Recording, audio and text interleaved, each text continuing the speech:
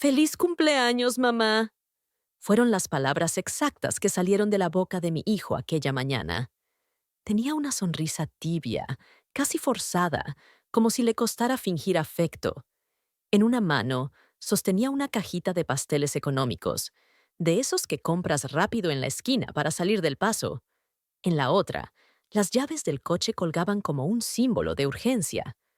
Recuerdo que lo miré confundida, porque no me había llamado en semanas, y de pronto aparecía ese día, mi día, el único en que aún conservaba la esperanza de que se acordara de mí sin que yo se lo recordara. No traía flores, no traía abrazos, solo una frase ensayada y esa extraña prisa que sentí en su voz, como si tuviera un destino claro en mente y yo aún no lo supiera. Yo llevaba semanas soñando con ese momento, con su voz entrando por la puerta, con mis nietos corriendo por la sala, con risas y fotos y quizás, solo quizás, una palabra de gratitud por tantos años de desvelo, sacrificio y amor. Pero en su lugar, recibí una visita que duró menos de 5 minutos en casa. Un saludo rápido, una excusa cualquiera para que lo acompañara a dar una vuelta. Y yo, ingenua como madre que no pierde la esperanza, me puse mi mejor blusa, esa que guardaba para ocasiones especiales, y tomé mi bolso como si fuera una cita. Aún me ilusionaba. Aún creía que la familia tenía memoria, que él tenía corazón.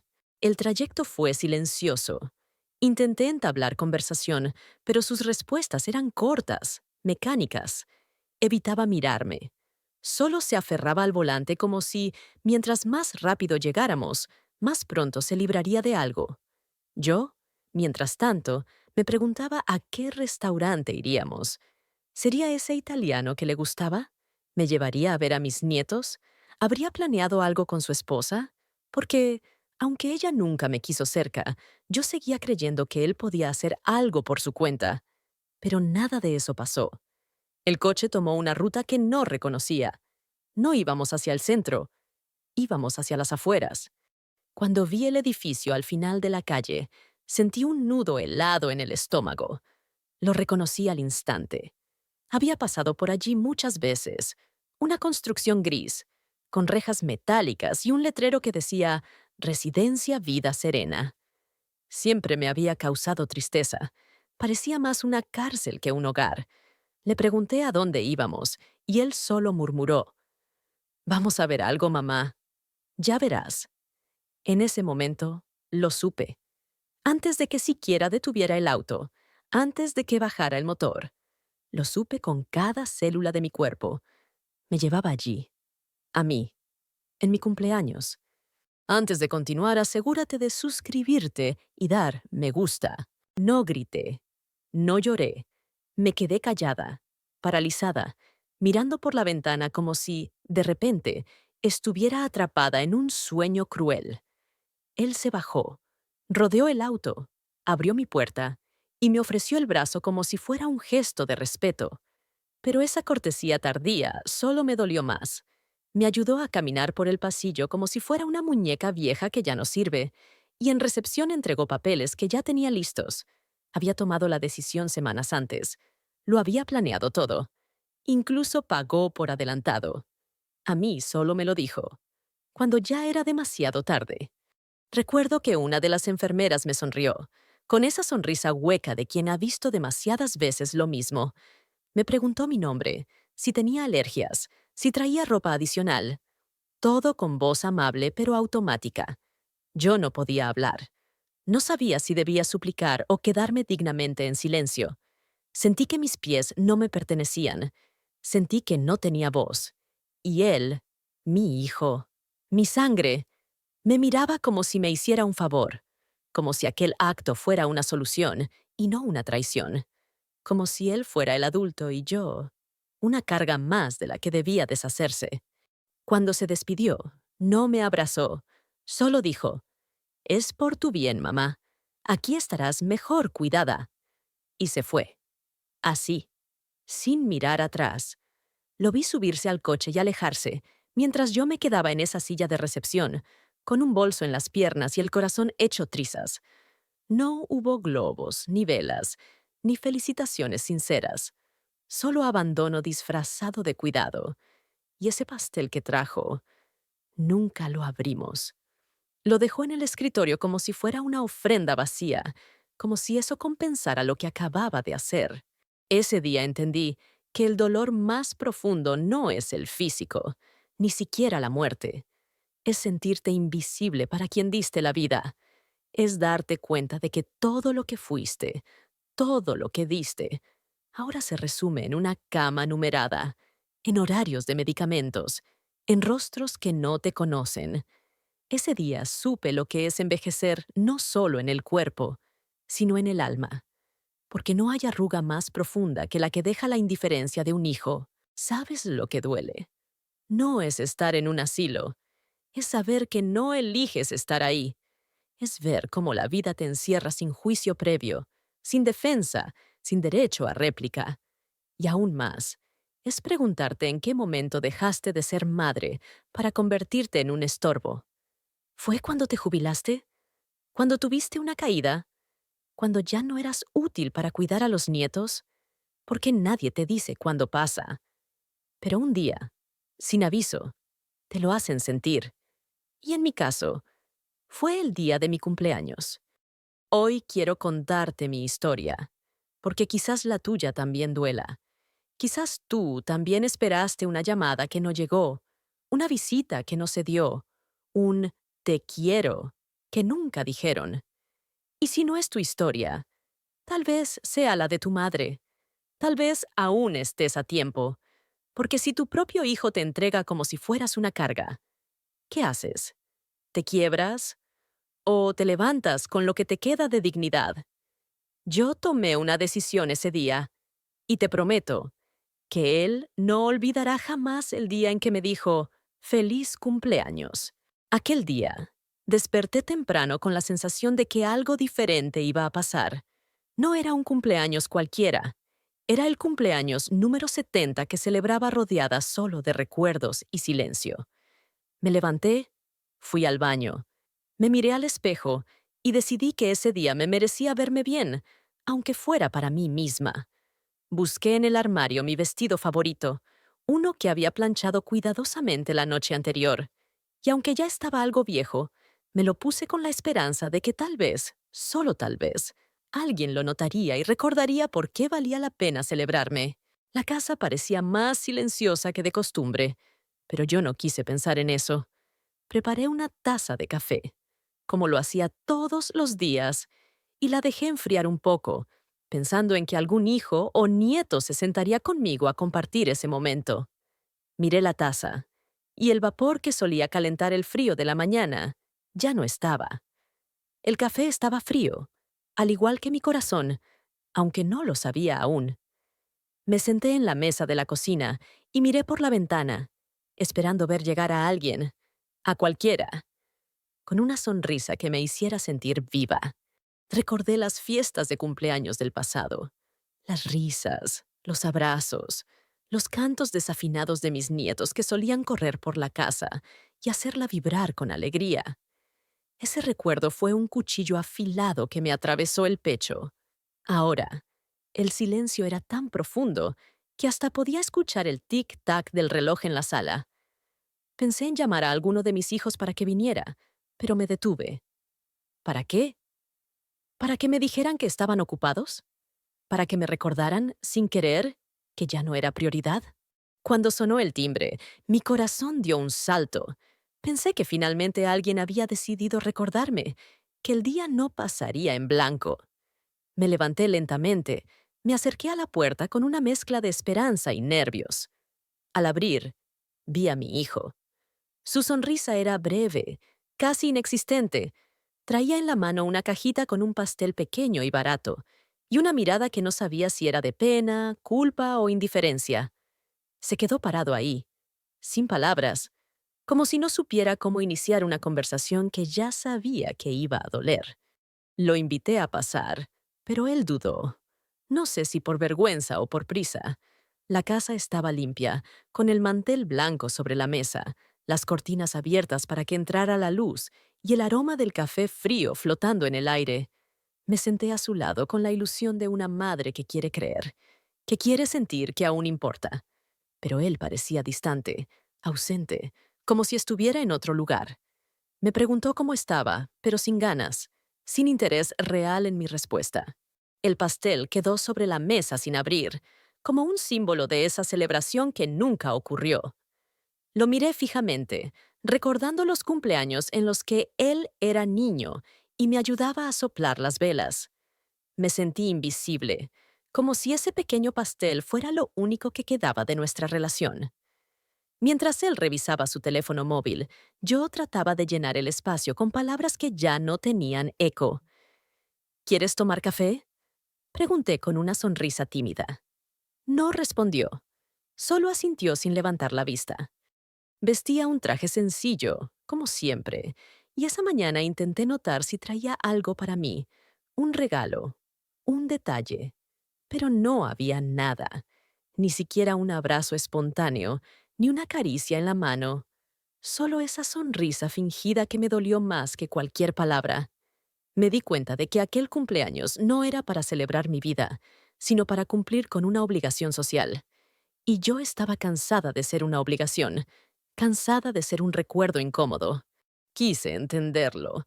Busqué en sus ojos alguna señal de arrepentimiento o cariño, pero todo lo que encontré fue un muro invisible que me separaba de él, un abismo de indiferencia que no podía atravesar.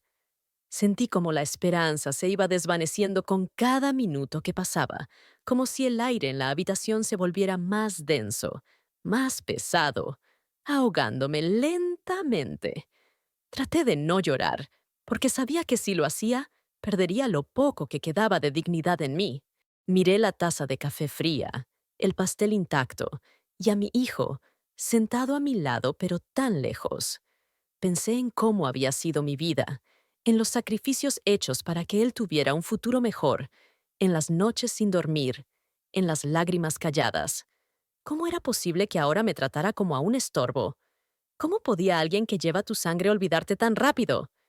Ese día, con el sol colándose por la ventana, comprendí que a veces las personas que más amas pueden ser las que más te duelen.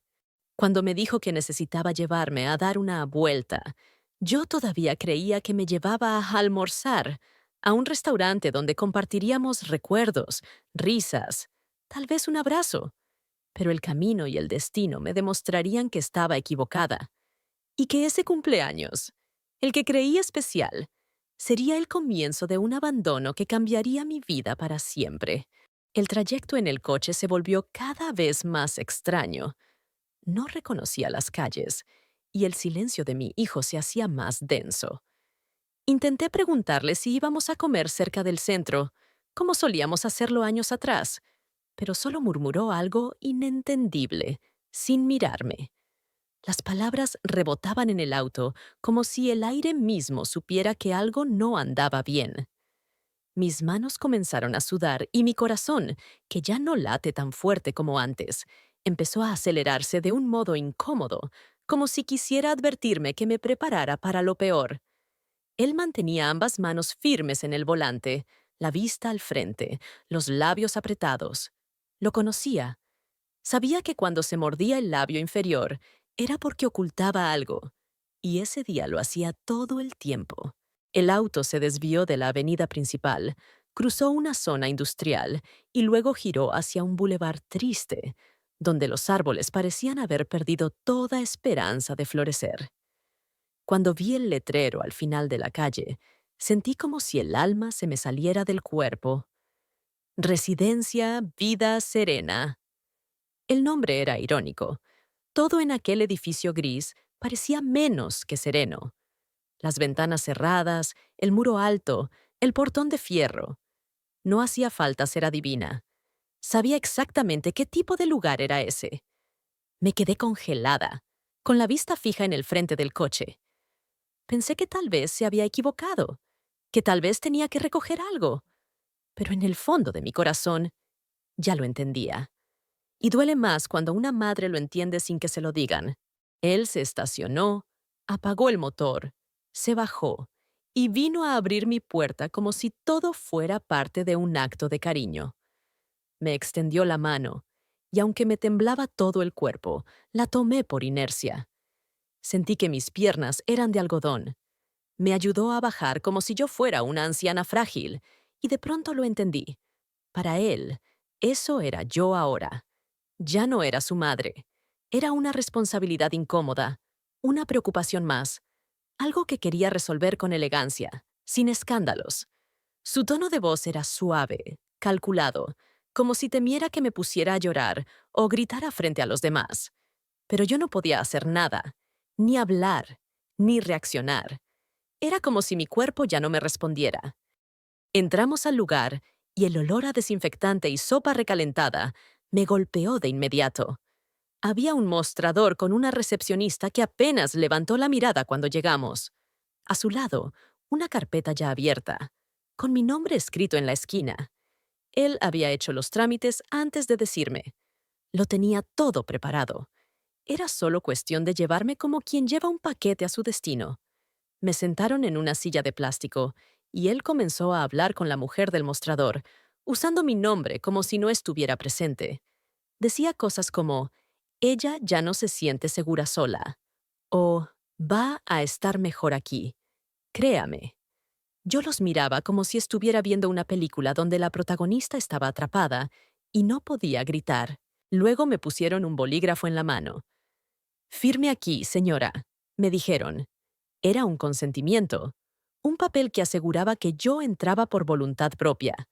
¡Qué ironía! Me vi obligada a firmar mi propio abandono. Mis dedos temblaban tanto que la línea de mi firma parecía la de alguien desconocido. A lo lejos, escuchaba la televisión encendida, las ruedas de una silla chirriando en un pasillo, una tos seca, una voz llamando a la enfermera. Era otro mundo, uno al que no pedí llegar, uno en el que no sabía si quería estar. Y él, mientras tanto, revisaba su celular, como si todo esto no fuera más que un trámite más en su agenda apretada. Lo peor no fue firmar. Lo peor fue mirarlo a los ojos mientras entregaba mi identidad en forma de documentos. Mi INE, mi historial médico, una lista de medicamentos. Era como si estuviera siendo fichada, clasificada, archivada. Y él no derramó una sola lágrima. Ni siquiera apartó la mirada. Solo asentía, como si quisiera terminar rápido, como si tuviera prisa por irse. Y yo por dentro sentía que algo se rompía de forma irreversible, como una grieta en el corazón que nadie ve, pero que jamás vuelve a cerrarse del todo. Me acompañaron hasta una habitación. Era pequeña, con una cama de madera, una mesa con bordes despintados y una ventana que no se abría completamente. Encima de la cama, una colcha floreada, usada. En una silla, una bata doblada con cuidado. Y en la mesita de noche, un vaso de plástico con una etiqueta que decía Paciente, Graciela L. Me senté en el borde de la cama y sentí cómo se me apretaba el pecho. Miré a mi hijo, parado en la puerta. No dijo nada. No preguntó si estaba bien. No se acercó. Solo se quedó allí, como esperando que yo aceptara mi destino sin preguntas. Yo lo miraba y pensaba, ¿dónde quedó el niño que me decía que no quería dormir sin mi abrazo? ¿Dónde está el adolescente que lloraba por miedo a quedarse solo? Aquel hijo que un día me necesitó más que a nadie. Ahora me dejaba aquí, sin una palabra de consuelo. Le pregunté si volvería a visitarme pronto. Su respuesta fue un suspiro largo, casi molesto. Sí, mamá. Claro, cuando pueda. Fue entonces que supe que ese cuando pueda significaba nunca, que este lugar era su forma de cerrar el capítulo, de tacharme de su lista. Se despidió con un beso rápido en la frente, sin emoción. Luego se giró y caminó hacia la salida. Lo vi atravesar el pasillo y pasar por la puerta sin siquiera voltear. Yo me levanté, lentamente, me asomé por la ventana y lo observé subir a su coche. El motor rugió y en segundos se perdió entre los árboles sin hojas. Me quedé ahí, sola, con un bolso en las piernas y un nudo en la garganta. En ese instante me sentí más invisible que nunca. Y fue entonces cuando susurré para mí.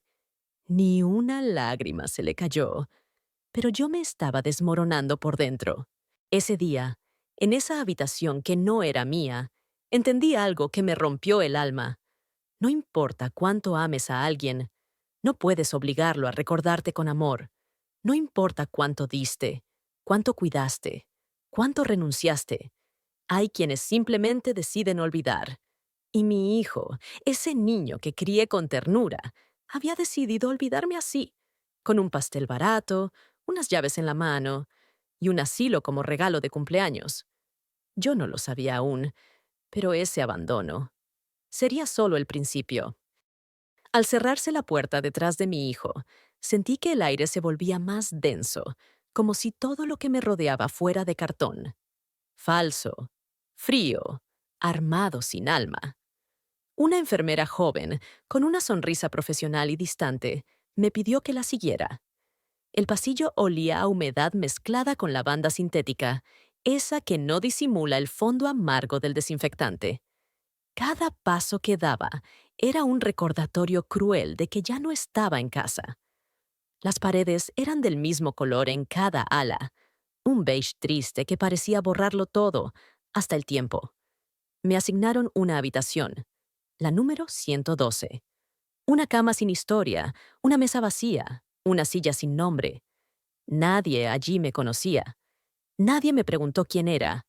Solo me entregaron una bata, un horario y una mirada rápida que decía, otra más. Me senté en el borde de la cama y dejé el bolso en el suelo. Escuchaba el tic-tac de un reloj en la pared, los pasos arrastrados de alguien en el pasillo, una televisión encendida con el volumen muy bajo en la habitación contigua. El silencio, más que calma, era una especie de eco prolongado de abandono. Mi mente intentaba asimilar lo que acababa de pasar, pero no podía organizar los pensamientos. Todo era confusión, una nube espesa que me envolvía. Tenía el vestido arrugado, los zapatos aún puestos, y la mirada fija en la colcha de flores descoloridas. Ahí, en esa cama, no había rastros de mí, solo una presencia vacía más entre tantas. Afuera, un grupo de residentes mayores jugaba dominó. Escuché risas dispersas, pero eran risas huecas, repetidas, sin verdadera alegría. Una de ellas, una mujer con el cabello recogido en un moño bajo, se asomó por la puerta y me miró en silencio. No me saludó, solo me observó, como si evaluara cuánto tardaría en adaptarme a ese lugar, como si pudiera adivinar si sería una de las que lloran por las noches o de las que aceptan sin luchar. Su mirada no era cruel, era resignada, una mirada que ya había visto muchas llegadas y muchos olvidos. Intenté buscar mi celular en el bolso, pero me di cuenta de que lo había dejado sobre la mesita de mi casa. No tenía cómo llamar a nadie, aunque, para ser honesta, ¿a quién habría llamado? No había nadie esperando que yo marcara. Nadie al otro lado preguntando si llegué bien, si necesitaba algo, si me sentía sola. Mi hermana vive lejos, mis amigas ya no están, y mi hijo probablemente ya estaba cenando con su familia como si nada. El vacío que sentí no cabía en el pecho. Era una especie de eco sin fin, una caída lenta, donde nadie extiende la mano. La enfermera volvió poco después para dejarme una bandeja con comida. Era temprano, pero allí la cena se sirve antes que el sol se esconda. Un caldo insípido, arroz blanco y una gelatina. Me senté frente a la bandeja, sin hambre, solo para ocupar mis manos. Comí con lentitud, como quien cumple con una tarea más que con una necesidad. Cada bocado me sabía a resignación, a trago amargo. Nadie se sentó conmigo. Nadie me preguntó si era alérgica a algo, si quería otra cosa. La rutina no daba espacio a la historia. Solo eras una pieza nueva que debía encajar. Después de cenar, caminé por el pasillo, como si quisiera convencerme de que aún podía decidir a dónde ir. Las habitaciones eran idénticas, con las puertas entreabiertas. Dentro se veían otros rostros, algunos mirando al vacío, otros dormidos a destiempo. Algunos hablaban solos, otros simplemente existían. Me sentí una más del inventario. Como si mi historia personal, todos mis años como madre, esposa, trabajadora, amiga, se hubiera reducido a una ficha médica. Nadie sabía que yo amaba las gardenias, que solía leer a Benedetti en voz alta, que hacía el mejor arroz con leche. Allí, nada de eso importaba. El atardecer llegó rápido, como si el sol también tuviera prisa por irse de allí. Desde la ventana podía ver cómo las sombras se alargaban en el patio. Algunas hojas secas caían de los árboles. El cielo se teñía de un naranja apagado. Era mi primer atardecer en ese lugar, y no había nadie a mi lado. Ningún abrazo, ninguna llamada, ni un solo mensaje. Solo el sonido de una radio lejana, una silla de ruedas crujiendo y mi respiración tratando de no romperse. En otros cumpleaños, a esa hora, solía tener mi sala llena de ruido, de nietos abriendo regalos, de mi hijo cortando el pastel. Esta vez, solo había silencio. Esa noche, cuando me acosté en esa cama que no me conocía, sentí un frío extraño. No era en el cuerpo, era más profundo. Era un frío que venía del alma, de saberse ya no necesaria, ya no bienvenida, ya no amada como antes. Cerré los ojos e intenté imaginar que estaba en casa, que mi hijo vendría a buscarme al día siguiente. Pero cada vez que lo intentaba, su voz diciendo, «Es por tu bien, mamá», me interrumpía como una cuchilla. No pude llorar. Me dolía tanto que las lágrimas se negaban a salir. Me dormí abrazando mi propio brazo, como si al menos mi cuerpo recordara cómo consolarse. En medio de la noche, me despertó el ruido de un carrito de medicinas y una luz que parpadeaba en el pasillo. Miré el techo por varios minutos. Tenía una pequeña mancha de humedad en una esquina. La observé como si fuera mi única compañía. Pensé en todo lo que había hecho por ese hijo mío. En las noches de fiebre, en las veces que me quedé sin comer para que él tuviera su merienda escolar, en las veces que mentí por él. ¿Dónde quedó todo eso? ¿En qué parte del camino se volvió tan fácil para él borrarme? Así comenzaron mis primeras horas en ese lugar.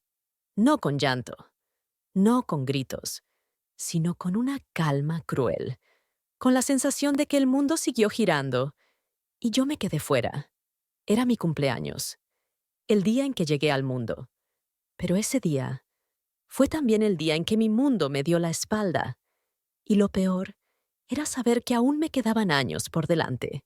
Años en esa habitación, años sin abrazos inesperados, sin desayunos en familia, sin nada que me recordara quién fui. Solo el eco de una voz que me dijo, «Feliz cumpleaños, mamá», antes de dejarme allí para siempre. Sentada en esa cama desconocida, con las paredes blancas del asilo mirándome sin expresión, cerré los ojos y mi mente me llevó lejos. De pronto, no era una anciana abandonada, era una joven madre, con un niño en brazos, temblando de fiebre en plena madrugada. Recuerdo cómo puse trapos fríos en su frente, cómo recé apretando sus manitas tibias, suplicando que no me lo arrebatara la vida. Me pasé la noche sin dormir, con la espalda doblada por las horas de trabajo acumuladas, pero aún así me sentía invencible porque tenía a mi hijo. Él era mi todo. Lo llevé en mi vientre durante 9 meses que no fueron fáciles. Dolían las piernas, los huesos, la espalda, pero todo eso lo olvidaba cuando sentía sus pataditas, como saludos suaves desde dentro. El día que nació lloré como nunca antes, de amor, de miedo, de esperanza. Juré que lo protegería con cada célula de mi cuerpo, y lo hice. Cada pañal cambiado, cada biberón preparado a las 3 de la mañana, cada noche en vela. Fueron actos de amor. Yo no sabía descansar si él estaba inquieto. Recuerdo también cuando empecé a trabajar doble turno para pagarle la escuela privada que tanto deseaba. No tenía lujos, pero él sí. Me compraba un solo par de zapatos por año, pero él siempre tenía nuevos. Me negaba cosas básicas para mí, como cortarme el cabello o ir al médico, solo para que él pudiera tener libros, útiles, clases de inglés. Y lo hacía con gusto, porque en mi corazón de madre, darle todo a mi hijo era la única forma que entendía de vivir. ¿Y ahora? ¿Ahora era demasiado cuidarme? Las veces que lloró porque lo molestaban en la escuela, ahí estaba yo, frente a los maestros, defendiendo su dignidad como si fuera un ejército entero. Las veces que se enfermaba, me arrodillaba ante Dios pidiendo que el dolor fuera mío y no de él. Y cuando llegó a la adolescencia y su carácter cambió, seguía ahí, firme, incluso cuando me gritaba sin razón. Nunca lo rechacé, nunca, porque sabía que era mi deber amarlo, incluso cuando él no sabía cómo amar de vuelta. También recuerdo su primer logro, cuando lo aceptaron en la universidad. Cómo corría al mercado con las últimas monedas para comprar los ingredientes y hornearle su pastel favorito, de chocolate con nuez. Me emocioné tanto que lloré mientras lo mezclaba, no por la receta, sino por el orgullo, por la certeza de que todo el sacrificio había valido la pena, porque mi hijo iba a ser alguien. Nunca pedí que me lo devolviera. Solo quería verlo feliz. Nunca le dije cuánto dolía cuando se olvidaba de llamarme, cuando pasaban semanas sin saber de él.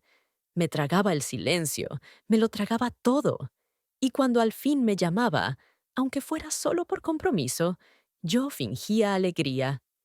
«Qué bueno escucharte, hijo», le decía, y le preguntaba por todo. Su trabajo, su esposa, sus hijos. Pero nunca le conté lo sola que estaba. No quería ser una carga. No quería que me viera como alguien que necesitaba. Solo quería seguir siendo su mamá. Él no supo que algunas noches me quedaba despierta, abrazando la última fotografía donde él y yo sonreíamos juntos. Fue en su boda. Ahí aún me miraba con amor, o eso pensaba. Le planché su traje, lo ayudé con los detalles del evento, me endeudé para ayudar con la comida, y ni siquiera me dejó dar un discurso.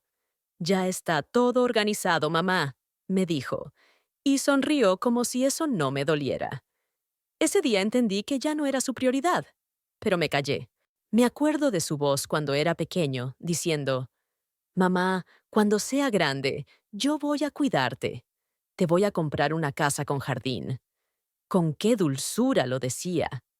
Yo me lo creía. Esa promesa fue mi motor muchos años. Cuando me dolían los huesos, cuando no tenía que cenar, pensaba en esa casa con jardín, en ese hijo agradecido. Pero esa casa nunca llegó, y en su lugar terminó siendo un cuarto con camas de metal y una puerta sin llave para salir. ¿Dónde quedaron esas promesas? ¿Dónde quedó el hijo que se dormía en mis brazos, que me traía flores silvestres del parque, que me decía, «Tú eres la mejor mamá del mundo»?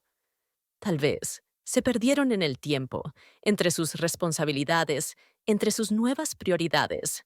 O tal vez, solo tal vez, nunca me vio como yo lo veía a él. Yo lo vi como un regalo. Él terminó viéndome como una molestia. Y ahora, desde esta cama fría, en un asilo que huele a abandono, repaso cada sacrificio, cada lágrima escondida, cada caricia que le di incluso en mis peores días. Todo lo que fui para él. Y no puedo evitar preguntarme, ¿qué cambió? ¿En qué momento dejé de ser su madre para convertirme en un estorbo? ¿Será que en el mundo moderno, el amor de una madre solo dura hasta que deja de ser útil? Las semanas comenzaron a pasar como si fueran hojas secas, arrastradas por el viento, sin sentido, sin dirección. Cada mañana abría los ojos y esperaba por inercia el sonido del teléfono, una notificación, una voz amable preguntando por mí. Pero no llegaba nada, solo el zumbido del viejo ventilador del pasillo, las ruedas de una camilla chirriando a lo lejos, y el olor a desinfectante que se mezclaba con el aroma lejano de sopas sin sabor.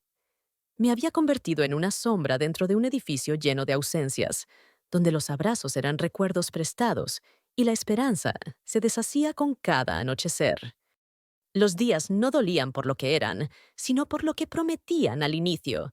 Me decía a mí misma, «Hoy sí vendrá». Cada martes, que era su día libre, Me vestía un poco mejor. Me ponía perfume, me peinaba con esmero, incluso me sentaba cerca de la ventana desde temprano. Pero las horas caían como piedras, una tras otra, aplastando esa ilusión. Las otras señoras sí recibían visitas, hijos con flores, nietos correteando, pasteles de supermercado con velitas. Yo, en cambio, fingía que tenía dolor de cabeza para no bajar al comedor, porque no podía soportar ver lo que yo no tenía. Hubo una tarde en que me senté en la banca del jardín interior. Era un rincón triste, con plantas que apenas sobrevivían, pero ese día algo en mí necesitaba luz. Me llevé un libro viejo, uno que ya había leído 3 veces, pero que me servía como escudo. Cada vez que pasaba una enfermera o alguna visitante, alzaba el libro y fingía estar absorta en la lectura. No quería que me vieran como una anciana esperando, porque esperar me estaba haciendo polvo por dentro. Sentía que si alguien me tocaba, me desharía como papel mojado. La comida se convirtió en un reloj monótono. Desayuno, almuerzo, cena. Nada tenía sabor, y aún así me forzaba a comer, por inercia, por no darle a mi cuerpo más razones para rendirse. En la mesa, las otras mujeres hablaban de sus hijos, aunque a veces eran mentiras piadosas que se contaban entre ellas para no romperse. Yo prefería callar. Fingía sonreír. Jugaba con el pan entre los dedos. Pensaba que si decía la verdad en voz alta, que mi hijo no me llamaba, que no me mandaba ni un mensaje, el dolor se volvería irreversible, se me quedaría tatuado en la garganta. En las noches, cuando las luces se apagaban y el silencio reinaba, escuchaba a algunas residentes llorar bajito. A veces rezaban, otras simplemente se lamentaban en susurros. Yo no lloraba, no porque no quisiera, sino porque ya no me quedaban lágrimas. Me dolía el pecho de tanto guardar tristeza, pero no sabía cómo soltarla. La almohada se convertía en confidente muda y el techo en un cielo ajeno. Me preguntaba si él también dormía en paz, si se acordaba de mí cuando se metía bajo sus sábanas limpias. ¿Soñaría con su madre? ¿O ya me había borrado? Un día, una enfermera joven me preguntó si quería hacer una videollamada. Me paralicé. No sabía si decir que sí o que no. ¿Y si me rechazaba? ¿Y si no contestaba? Al final, inventé que mi hijo estaba de viaje, que no podía hablar en ese momento. Ella me miró con compasión, pero no dijo nada. Solo asintió y se fue. Y yo me quedé ahí, con el alma encogida, odiándome por no atreverme a pedir lo mínimo. Una voz, una señal. Me sentía una cobarde, pero también entendía que la indiferencia duele más que el rechazo directo. Prefería imaginar que no podía, que no era que no quería. Los cumpleaños de otras señoras eran eventos. Globos, mariachis incluso. El personal del asilo decoraba el comedor, hacían pasteles con sus nombres y todos cantábamos. Yo sonreía, aplaudía, me unía, pero por dentro me deshacía. Pensaba en el mío, en el pastel que él trajo ese día, en cómo me cantó feliz cumpleaños, con la misma voz que después me dijo, «Mamá, te va a gustar este lugar. Vas a estar mejor aquí». A veces sentía que esa canción se me había quedado incrustada como una espina en el corazón. ¿Cómo podía un feliz cumpleaños significar tanto abandono? Me hice amiga de una señora llamada Eloísa. Ella tenía 85, la piel como papel de arroz y una memoria intermitente. Pero había días en que era clara como el agua y me contaba sobre sus hijos, sobre cómo uno la cuidaba y otro ya no la llamaba. Nos unía el silencio, las tardes de bordado sin destino, los juegos de memoria que nadie terminaba. Con ella me sentía menos sola, porque no necesitábamos hablar para entendernos. A veces nos mirábamos y sabíamos. Ese día tampoco llamaron. Una tarde, escuché a una trabajadora del asilo decir, «Esa señora es nueva. Lleva semanas y nunca ha recibido visita. Qué triste, ¿no?» No sabía si hablaba de mí, pero lo sentí como un cuchillo. Era como si me desnudaran frente a todos. Me habían convertido en un ejemplo de abandono, en un caso de los que se murmuran en los pasillos. Yo, que había sido madre, trabajadora, vecina querida, ahora era solo una anciana olvidada. Me pregunté si mi hijo sabía eso, si le importaba lo que su decisión había provocado. Y entonces, por primera vez en días, una lágrima sí cayó. Esa noche, antes de dormir, escribí su nombre en un pedazo de papel. Solo eso, su nombre. Lo dejé bajo mi almohada. Era como un acto de fe, como si al escribirlo pudiera hacerlo volver. No sabía si funcionaría, pero necesitaba creer en algo, en que todo ese silencio no era definitivo, en que, quizás, aún había una parte de él que recordaba a su madre no como una carga, sino como la mujer que lo crió con amor, que lo defendió del mundo, que se quedó despierta cuidando su fiebre mientras él dormía. Durante semanas, nadie cruzó esa puerta por mí. Los días se deslizaban lentos, idénticos, sin sobresaltos ni razones para sonreír. Yo ya me había resignado al silencio. Me había vuelto amiga de los relojes y del zumbido lejano del televisor encendido en la sala común. Hasta que una tarde cualquiera, mientras acomodaba una fotografía vieja bajo mi almohada, escuché una voz suave detrás de mí. ¿Le gustaría acompañarnos a la actividad de hoy? Era una joven con mirada clara y sonrisa sincera. No tenía bata de enfermera ni tono de rutina. Su voz llevaba una especie de ternura que hacía tiempo no escuchaba. Me costó responderle. No porque no quisiera, sino porque había olvidado cómo era que alguien te invitara a hacer algo solo porque sí. Me limité a asentir, con los ojos bien abiertos. Ella extendió su mano y me guió por un pasillo que, hasta ese momento, solo conocía para ir al comedor o al médico. Al fondo había una sala decorada con carteles de colores, una guitarra apoyada en una silla y un cuaderno abierto sobre una mesa. Allí me esperaban 3 señoras, sentadas en círculo, y en ese pequeño espacio, por primera vez en mucho tiempo, no me sentí invisible. La actividad era sencilla, escribir unas líneas sobre un recuerdo feliz. Una de las señoras escribió sobre su boda, otra sobre una canción que su padre cantaba. Yo tomé el lápiz entre los dedos temblorosos y me quedé mirando la hoja en blanco. No recordaba la última vez que había escrito algo que no fuera una firma en un papel de hospital. Respiré hondo, y de mi mano salió la imagen más viva que tenía, la de mi hijo pequeño, con los zapatos al revés, corriendo hacia mí con una flor arrancada del jardín. «Feliz cumpleaños, mamá», decía él, con la inocencia que aún no sabía de ingratitudes. Cuando terminé de leer mi escrito, el silencio fue profundo. Una de las señoras soltó un suspiro. Otra me tocó la mano con suavidad. La joven del personal me miró con los ojos ligeramente húmedos y me dijo, «Usted escribe con el alma». Yo quise contestarle que lo único que me quedaba entero era precisamente el alma. Todo lo demás ya estaba quebrado. Esa tarde cambió algo dentro de mí. No solucionó el abandono. No hizo que mi hijo apareciera de repente con una disculpa. Pero fue la primera vez, desde aquel maldito cumpleaños, que alguien me preguntó cómo me sentía, sin tener una carpeta en la mano ni un reloj apurado en la muñeca. Fue la primera vez que me vi reflejada en ojos que no me juzgaban por mi edad o por ser una carga. Empecé a esperar esas actividades con una ilusión que me daba vergüenza confesar. Preparaba mi cuaderno desde la mañana, peinaba mi cabello, elegía mi blusa más alegre. Y aunque nadie más de mi familia lo supiera, para mí, esos pequeños rituales eran como preparar mi alma para respirar.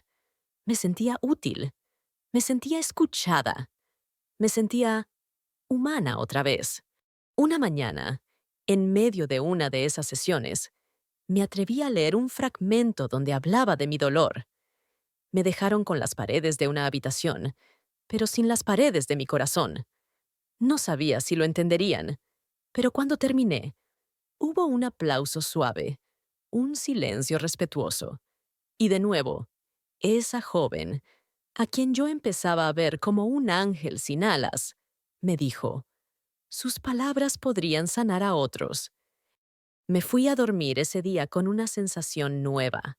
No era felicidad. No todavía. Era como si dentro de mí hubiese una vela encendida en una habitación oscura, pequeña, frágil, pero firme. Y cada palabra que yo escribía, cada mirada cálida que recibía, le daba una bocanada de aire para seguir ardiendo.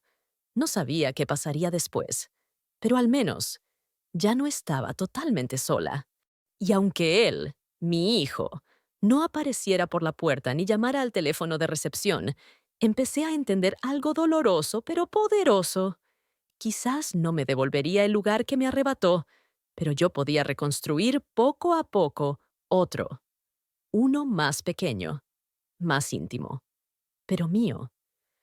Porque incluso después del abandono, la vida encuentra formas de abrir grietas por donde entra la luz. Y ese día, en esa sala con una guitarra apagada y palabras temblorosas, algo se encendió dentro de mí. Algo que, por primera vez en mucho tiempo, me dijo, sigues aquí, sigues viva, y tu voz importa. Nunca pensé que unas hojas en blanco pudieran significar tanto. Al principio, temblaba al tomar el lápiz. No sabía si era por la edad o por el miedo de recordar. Pero una tarde, en ese taller improvisado, la trabajadora social me dejó frente a una libreta y dijo, «Cuéntese, señora Rosa. Usted tiene historias». No supe qué contestar, pero me fui a mi cuarto y empecé a escribir. Al principio, solo salieron frases rotas, como mi corazón, pero eran mías. Eran mi forma de decir, aquí estoy. No me han borrado del todo. Rado. Cada noche me sentaba al borde de esa cama dura con sábanas institucionales y con una lámpara tenue comencé a escribir sobre mis días felices, los cumpleaños de mi hijo cuando era niño, las veces que bailamos en la sala mientras él pisaba mis pies torpemente, las mañanas en que corríamos porque llegábamos tarde a la escuela. No lo hacía para torturarme, sino para recordarme que sí existió el amor, aunque hoy no lo vea. Me aferré a esos recuerdos como quien sostiene un hilo invisible con los dedos, frágil, pero real. Una señora del cuarto de al lado, Carmen, me vio una tarde llorando en silencio. No dijo nada. Solo me pasó una servilleta y se quedó a mi lado. Esa noche me invitó a sentarme con ella en el comedor, donde antes yo evitaba ir para no sentirme más sola. Empezamos a hablar de nuestras vidas, de nuestras pérdidas, de nuestros hijos, y descubrimos que muchas de nosotras compartíamos el mismo dolor, haber sido importantes, hasta que dejamos de ser útiles. En una semana, ya éramos 3, luego 5, una pequeña ronda de mujeres que se reunían a leer en voz alta lo que escribían. Yo contaba cómo preparé aquella comida especial para mi cumpleaños, sin saber que terminaría cenando sola. Otra compartía un poema sobre la risa de su nieta, que ya no escuchaba, y aunque todas teníamos el corazón algo astillado, comenzamos a reír otra vez, a reconocernos, a darnos cuenta de que no estábamos muertas en vida, solo dolidas, y dolerse también es señal de que una sigue viva. Empecé a caminar más por el jardín del asilo. Observaba las flores como si las viera por primera vez. Me sentaba en la banca y escribía sobre los colibríes, sobre el olor del pan de la cocina, sobre cómo ese lugar, que antes era mi cárcel, ahora parecía tener pequeñas grietas por donde entraba la luz. Y aunque mi hijo no aparecía, ni llamaba, ya no era lo único que definía mi existencia. Había algo más. Había otras mujeres. Había palabras. Había tardes tibias. Una mañana, la trabajadora social me dejó un sobre. Decía, «Gracias por inspirarnos». Era una pequeña carta firmada por varias empleadas del asilo. Decían que leerme les recordaba a sus propias abuelas, que mis palabras las hacían llorar, pero también pensar. Sentí un calor en el pecho que hacía mucho no sentía. Y entendí algo. Aunque me habían dejado aquí, eso no significaba que tenía que apagarme. Tal vez no tenía a mi hijo cerca, pero tenía mi voz. Y eso era un principio. Me ofrecieron leer mis textos en una pequeña reunión con familiares de otros residentes. Dudé. Me temblaban las piernas. Pero Carmen me agarró la mano y dijo, hazlo por ti, no por ellos. Así que lo hice. Leí el texto titulado La Madre Olvidada. Algunas personas bajaron la mirada, otras lloraron abiertamente. Al terminar, hubo aplausos. No porque fuera una gran escritora, sino porque había dicho en voz alta lo que muchas callaban. Por primera vez en años. Sentí respeto. Sentí que no era invisible. A partir de ahí, empezaron a pedirme que ayudara con cartas, que leyera en voz alta a quienes ya no podían. Me convertí, sin querer, en un pequeño faro dentro de aquel lugar que antes me pareció una tumba. Las trabajadoras se acercaban a platicar conmigo. Los enfermeros me llamaban la escritora.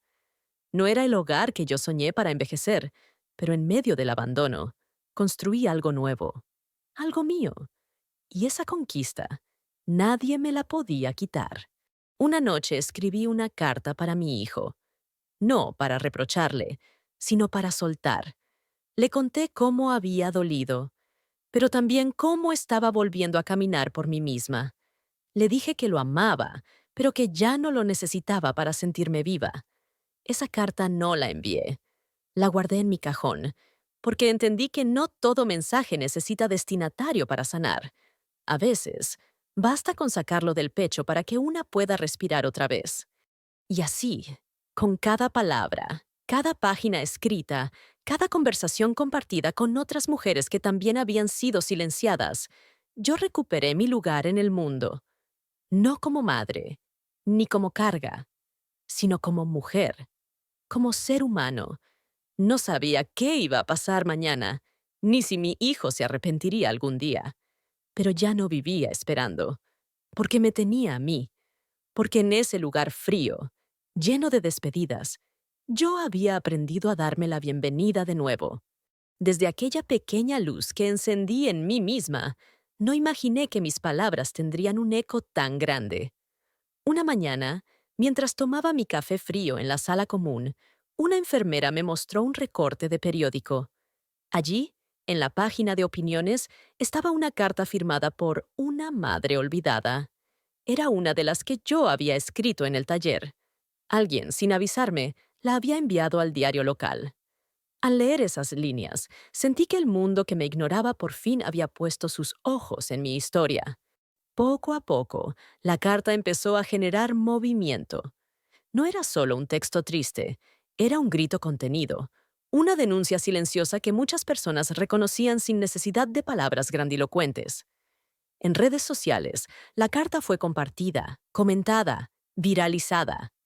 El hashtag Madre Olvidada comenzó a ganar fuerza, acompañado de mensajes de apoyo, historias similares y lágrimas compartidas de personas que jamás me habían visto, pero sentían como si me conocieran. El teléfono del asilo comenzó a sonar con más frecuencia. Algunos visitantes nuevos aparecían en las tardes, con flores y palabras de aliento para las residentes. Las trabajadoras me miraban con respeto renovado, como si yo fuera la portavoz de todas las olvidadas.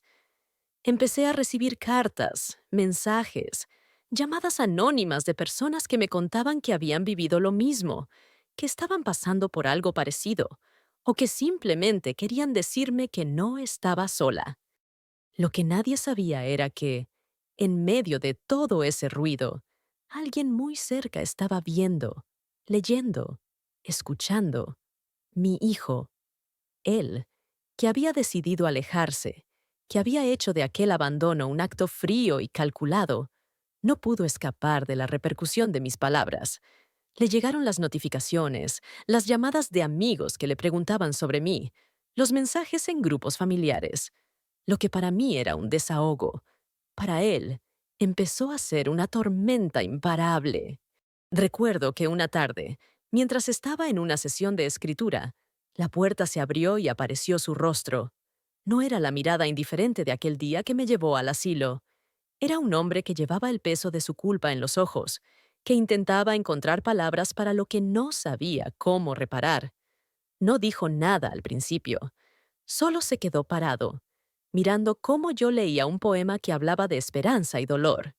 Fue en ese silencio donde se rompió algo dentro de los dos. Los días que siguieron, él empezó a acercarse con cuidado, con miedo.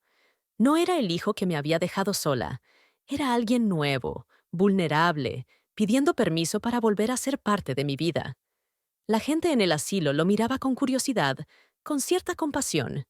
Yo, por dentro, sentía una mezcla de rabia y ternura, de deseo de cerrar puertas y abrirlas al mismo tiempo. Era un encuentro que ninguno de los dos había planeado, pero que el mundo nos había obligado a enfrentar. La historia tomó dimensiones que me sobrepasaron. Periodistas llamaron para entrevistarme. Programas de radio quisieron contar mi experiencia. Y el público en general empezó a exigir mejores condiciones para los ancianos. La carta, que comenzó como un pequeño acto de valentía, se transformó en una llamada nacional para no olvidar a quienes dieron todo por sus familias. Y yo, sin quererlo, me convertí en la voz de tantas madres y padres que habían sido descartados. Pero, aunque el mundo reaccionaba, yo seguía enfrentando mis propias heridas. El amor y el dolor se entrelazaban en cada encuentro con mi hijo. La historia, que ahora era pública, no borraba los silencios, ni las ausencias, ni las palabras no dichas. Pero me dio algo que antes no tenía: la fuerza para decidir qué quería que pasara a partir de ese momento. Ya no era solo la mujer olvidada en un asilo, era una mujer con poder para reclamar su dignidad. Entre los mensajes que llegaban, había de todo: palabras de aliento, historias de quienes también sufrían abandono, y también críticas, porque no todos estaban dispuestos a escuchar una verdad incómoda. Pero cada palabra, cada reacción, reforzaba mi convicción de que mi historia tenía que ser contada, no solo para mí, sino para todas las madres que, como yo, merecen ser vistas y respetadas, no solo en sus cumpleaños, sino todos los días de su vida. Y así, mientras mi hijo miraba desde la distancia, sintiendo el peso de sus errores, la historia seguía creciendo. Una historia de abandono, sí, pero también de coraje, de reconstrucción y de amor que, a pesar de todo, aún podía renacer. Porque cuando la verdad se hace pública, las heridas duelen menos y el perdón, aunque sea difícil, empieza a asomar la cabeza. Cuando vi su figura aparecer en la puerta del asilo, sentí que el aire se me hacía más denso, como si el peso de años callados se concentrara en ese instante. Él caminaba cabizbajo, los hombros encorvados, como si intentara esconderse de su propia culpa. No llevaba regalos ni sonrisas falsas. Solo llevaba el rostro de un hombre que cargaba con una herida invisible pero profunda. Al cruzar la puerta, sus ojos evitaron los míos y la voz le tembló al decir: «Mamá, no sabía que dolía tanto». Pero para entonces, yo ya no era la mujer que lloraba sin consuelo aquella noche de cumpleaños. Le miré con firmeza, sin reproches gritos, porque el dolor no se cura con gritos, se cura con verdades. «No se trata de este lugar», le dije con voz clara y temblorosa. «Se trata de cómo me hiciste sentir, como si mi vida no valiera nada, como si yo fuera un estorbo que se puede dejar en cualquier rincón y olvidar». Él bajó la mirada, incapaz de sostener el peso de mis palabras, que eran un espejo de todo lo que yo había callado. Por primera vez, su expresión se quebró. Una lágrima solitaria rodó por su mejilla y no pudo detener el llanto. No eran lágrimas de rabia ni de arrepentimiento superficial.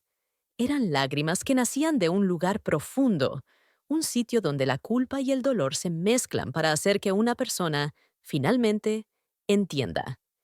Y en ese instante, algo cambió entre nosotros. Ya no éramos un niño y una madre, ni un hijo y una carga, sino dos almas heridas que buscaban sanar. Le conté cómo me sentí ese día, cómo me vestí con la esperanza de que fuera especial, cómo su sonrisa fingida se convirtió en puñal, cómo las llaves del auto en su mano eran el símbolo más cruel que he visto. Le dije que no se trataba de un lugar físico, sino del abandono emocional, de la indiferencia que dolía más que cualquier distancia. Y él, con la voz rota, me pidió perdón, no con palabras vacías, sino con ese llanto que decía todo lo que no había sabido expresar. El aire entre nosotros se llenó de recuerdos y silencios pesados. Él habló de sus miedos, de las presiones que nunca compartió, de un mundo que lo arrastró y le hizo olvidar quién era su madre. Yo escuché, sin interrumpir, sin juzgar, porque entender es el primer paso para perdonar, pero le dejé claro que las heridas no se curan de la noche a la mañana y que el amor también se demuestra con acciones, no solo con palabras. Nos sentamos en la sala común del asilo, donde tantas veces me sentí sola, y por primera vez sentí que no estábamos tan separados. Le mostré mis escritos, esas cartas que nacieron del dolor, pero también de la esperanza. Le dije que a pesar de todo, no guardaba rencor, pero que esperaba que su arrepentimiento fuera real, que no solo fuera para la cámara o para el público que ahora nos miraba, que el verdadero cambio se ve en el respeto y en el cuidado que decida tener conmigo desde ahora. Él me abrazó entonces, con esa mezcla de fragilidad y fuerza que solo un hijo y una madre pueden compartir después de años de distancia. Fue un abrazo donde las palabras sobran, donde se perdonan los silencios, donde se empieza a construir un puente donde antes solo había muros. Y en ese abrazo sentí que aunque el camino sería largo, estábamos dispuestos a recorrerlo juntos. Después de ese día, las visitas se hicieron más frecuentes. No eran solo para reparar el daño visible, sino para curar lo invisible. Él vino a las actividades, se sentó conmigo en las tardes, me ayudó a caminar por el jardín. Poco a poco, el frío del abandono se fue transformando en la calidez de una familia que decide no rendirse, que decide luchar por el amor perdido. Y yo, por primera vez en mucho tiempo, sentí que mi cumpleaños podía volver a ser un día de alegría. Porque al final, no importa dónde estemos, ni qué caminos hayamos tomado, lo que realmente cuenta es que, cuando el arrepentimiento llega sincero, puede abrir puertas cerradas y transformar el dolor en esperanza. Y aunque nada borra los momentos de soledad, sí pueden hacer de ellos un amor más fuerte, más consciente y más verdadero. Cuando él me ofreció llevarme de vuelta a casa, sentí una mezcla inesperada de emociones. No era el mismo hombre que aquel día frío en que me abandonó con un falso feliz cumpleaños. Había cambiado, o al menos eso decía su mirada. Pero esta vez, la decisión no estaba en sus manos, sino en las mías, porque el tiempo y el dolor me habían enseñado que el amor no es sinónimo de sufrir en silencio, ni de aceptar humillaciones con una sonrisa. Le miré fijamente, con la voz firme, aunque el corazón latía fuerte. No necesito que me rescates, le dije. No quiero que me lleves a un lugar donde yo no decida estar. No era un acto de rechazo, sino una declaración de mi dignidad recuperada. Si quieres demostrarme que realmente cambiaste, tendrás que hacerlo con hechos, no con palabras vacías. En ese instante entendió que la madre que había dejado atrás era otra, una mujer que ya no se dejaría manipular ni usar. Me contó que había reflexionado mucho, que la carta, la atención pública y sobre todo mi silencio le habían abierto los ojos a la realidad, que su egoísmo le había cegado y que estaba dispuesto a hacer lo que fuera necesario para recuperar la confianza que había destruido. Pero yo sabía que el arrepentimiento era solo el primer paso, que las palabras bonitas se las lleva el viento si no vienen acompañadas de acciones sinceras.